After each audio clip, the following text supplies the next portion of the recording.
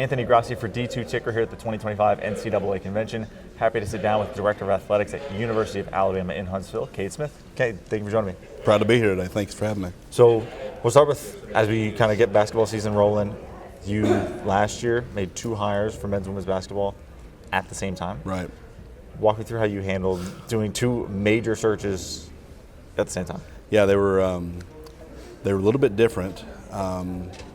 While a lot of things happening, that were the same. So our men's program's been pretty successful. Both of our last 2 head coaches are Division I head coaches now, and lots of regional appearances and conference championships. And so it was a pretty sought after job. Our women's program has not had the same level of success, and so you have kind of two different groups that are interested in those jobs, but. Kind of one, we have a lot of former coaches, alums on the men's side that are in coaching, and so you kind of had a little bit of that group to start with. There was less of that on the women's side, and so your kind of back of the napkin list are 2 different sets. But we had a lot of involvement with our staff, with our alums, with our players. I think we landed on 2 good hires, both that have experience in our area. Our men's coach is an Alabama native, and actually played at Belmont. We're in Nashville. He played at Belmont, and so he had done some stuff with a couple of our alums. Was an old AAU teammate of our only player to ever play in the NBA, right? So they had that, and that ended up being a good connection. He had done some stuff on our campus. Our women's coach has coached mostly on the men's side, but had coached in our league before. So we knew about him a lot. And so actually his son is on our men's team, as it turns out. So kind of all these connections, went through a normal search and then landed on them, and they're both having success now. And but every time someone would call for a reference for someone, they would, if they knew that we were hiring both, they would be like, "I'm going to be really short. I know you're busy, and so here's what I have to say. Go on." Especially if it was an AD calling, right? So, but that was unique. But those are 2 pretty prominent positions for us, and so definitely didn't want to just do a solitary hire. I wanted as many voices as I could have in the room, and feel good about it. Both doing well, and men are number 5 in the country as we sit here now. May not be that way next week, and the women have won more games already than they have in the past 5 years or so, and are doing well. So basketball season's a grind, and it's an easier grind when you're having quite a bit of success. So we're happy right now. Absolutely. Yeah. As a former coach, you used to coach volleyball at UAH. How does that maybe inform how you think about hiring other head coaches? And obviously the individual sport dynamic is different, but general head coach hire. Yeah, so there's some sports, I guess all ADs, they go through this. There's some sports that we naturally know more about, right? And so I was a former high school basketball coach, played basketball. I know a little bit more about basketball, not as much about college coaching. The volleyball hire was a little bit easier. Like I knew a lot about that program, right? So I can make that. But I think the things that are consistent across the board are the type of people that we want in our building. What I would say, we're all in the same building. Being able to share with them the type of kids that are gonna be successful at UAH, and then putting them in touch with our veteran coaches that are already there, regardless of sport. We've got multiple head coaches that have been there for 15, 20. We've got one in year 30 right now, and so getting them in touch with experienced people through the interview process about this is what it's going to take to be successful. These are areas that we've had some recruiting success in.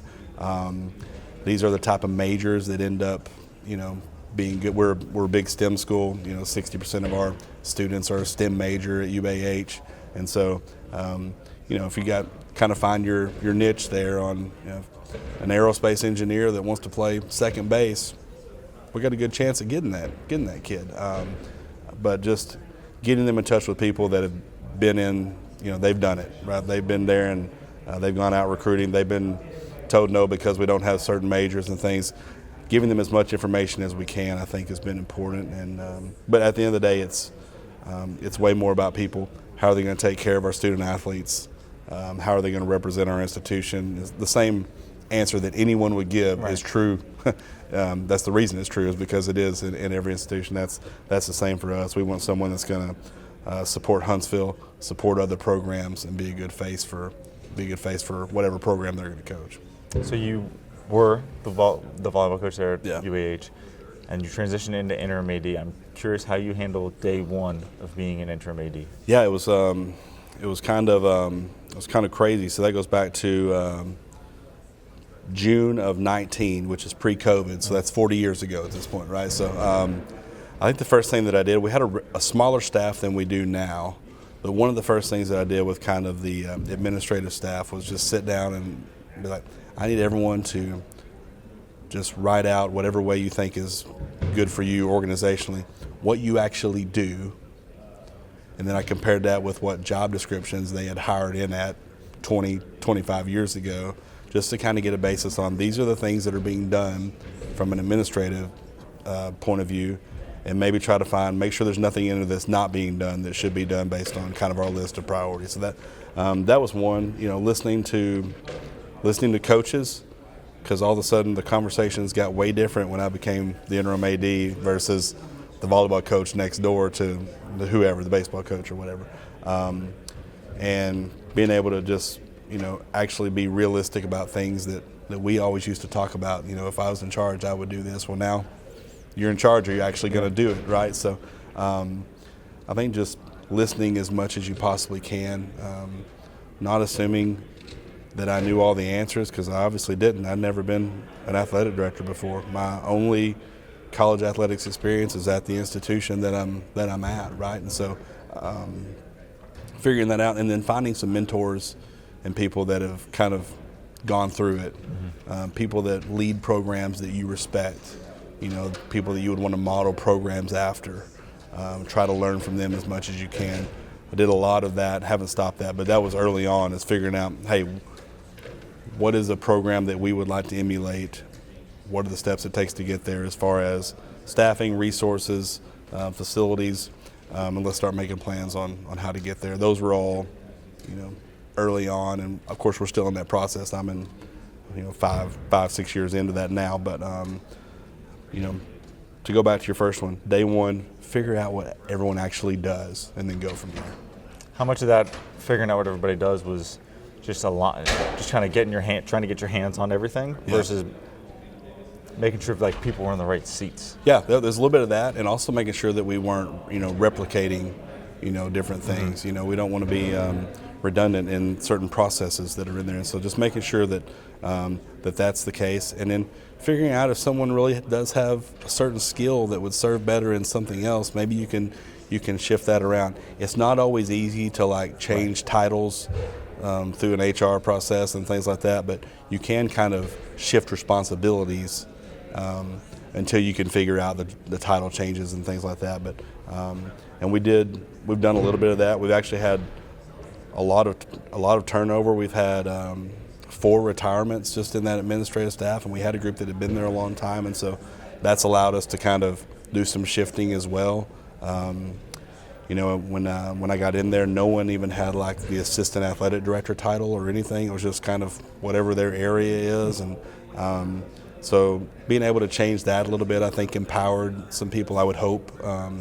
And not that their job changed, but when people see that on whatever staff directory, it's, it gives them maybe the respect, or the people know who to go to better than they did in the past. And I think that helped them. But that's still a work in progress. We've added some positions, through that process of figuring out kind of what's being missed, what are some areas we need to focus more on, and so that's been good. And that group was crucial on, hey, these are areas we probably actually need a lot of help in. And so, had good people. We just needed more of them.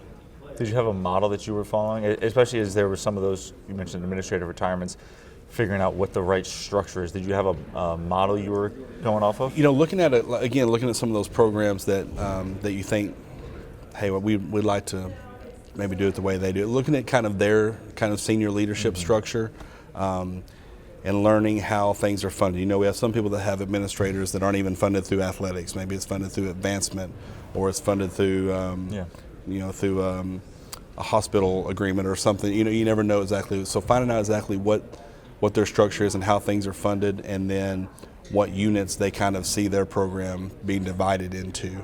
Whether it be like kind of cookie cutter, external, internal, compliance, whatever, or there's a way that they look at it that's like, this actually works better for us. So again, it's looking at those programs that I think, all right, they're doing things the way that I want to do them. That's where I spend a lot of time. As you stepped into that interim AD chair, how did you handle maybe that? You mentioned that relationship maybe being a little different. People maybe weren't speaking as openly with you. Yeah. They may think twice about saying, man, I really wish we could do X, because they're not talking to the person that can make that happen. Yeah, well, I think I would hope that my staff and my coaches, I would hope that they think I'm a start with yes guy, and if we can figure it out, we're going to do it. Mm-hmm. And we may land on no, but we're not just going to say no because it's easier to say no, and It saves a lot of time. So I would hope that they think that, and if not, then I need to work on that. But there were a few times where all of a sudden I've been able to pull back the curtain on maybe some reasons that they've been told no in the past, and maybe I can explain, hey, this is why we couldn't do that, right? And it actually makes sense to me now. And so, or maybe it's better to say we couldn't do it that way, but let's see if there's another way of getting to what we were trying to do, whether it be a relationship on campus, whether it be with even like, business and travel reports, or it be with the way we do grant and aid, financial aid paperwork, and there's some things that they thought would be able to save some time, but it would actually not save time for the rest of campus. Mm-hmm. So let's learn what those are, and then see if there's a different way that can save everyone time and not just be frustrated because it seems like they just don't want us to be able to do things. So hopefully I'm able to listen and get people smarter than me helping to make some decisions in there, and that's been good. That candor and transparency in your decision-making process, how much of that was the relationship you had with people and both them trusting you and you trusting them, versus that's just who you are, and maybe that's part of your coaching background too? Maybe so. It's when you're coaching, you don't have time to necessarily beat around the bush to be able to say things, right? And so it doesn't mean you're always like, you're not just mean all the time, right? You're not blunt about it. Right, it's just like, well, here's the truth. Mm-hmm. Coaches and players want to hear the truth. Eventually, they'd always want to. So I think that probably does lend itself that way. I'm probably naturally kind of that way. I'm not a huge I don't small talk just a ton, right? I'm not just going to, sit in the corner and have an hour-long conversation over nothing most of the time. And so I'm more direct and try to definitely value my time, but also their time. And so I'm probably always a little bit like that. But the coaching aspect is probably, that's the way that I always was. So for good or bad, I don't know. Didn't necessarily, I wasn't like an assistant athletic director for someone to learn like the ins and outs of how they did it, right? I was a coach under an athletic director, and that's not the same thing. And so sure. A little bit of it's just learn as I go, and then talk to people that have done it a long time that do a good job, and kind of ask how do you handle certain things. At what point during your stint as interim did you decide you wanted to be the permanent athletic director? Yeah. I think I wanted it definitely initially. Okay. And then I did not change my mind through that process. I actually remember through the interview process when it actually got down to, all right, we're going to do formal interviews and go through the process, and it was good for me to have gone through that and not just have been given the job. I think that's true. But I remember one of the things that when I met with the staff as a candidate as opposed to their interim AD, I remember one of the things that I told them was, hey, I want this job, and I actually know I know the good and the bad of it. I said, so that should give you a little bit of peace to know that I know the worst part of this job, and I still want it. So I remember that being part of our conversation through that when they were interviewing candidates. So, and I still want it today. So it's, some things have changed, but that part hasn't. How did you prepare to go from interim to permanent? Well, I think that's really important that's the way you start day one as the interim, right? Because I actually think the worst job for anybody in the world is an interim anything, because it's not really your job. Right. You're kind of the Placeholder. But you need to operate like it is, right? Because you can't just sit there and not make decisions for whatever period of time exists there, because for one, that's not best for your institution.